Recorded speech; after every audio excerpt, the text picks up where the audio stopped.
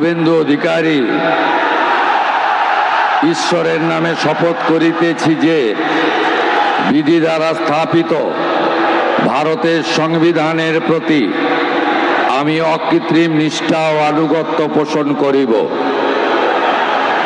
আমি ভারতের সার্বভৌমত্ব ও অখণ্ডতা রক্ষা করিব। পশ্চিমবঙ্গ রাজ্যের মুখ্যমন্ত্রী রূপে আমার কর্তব্যসমূহ নিষ্ঠাপূর্বক এবং বিবেকসম্মতভাবে নির্বাহ করিব এবং ভয় বা পক্ষপাত, প্রীতি বা বিদ্বেষ রহিত হইয়া সকল শ্রেণীর জনগণের প্রতি সংবিধান ও বিধি অনুসারে ন্যায়াচরণ করিব।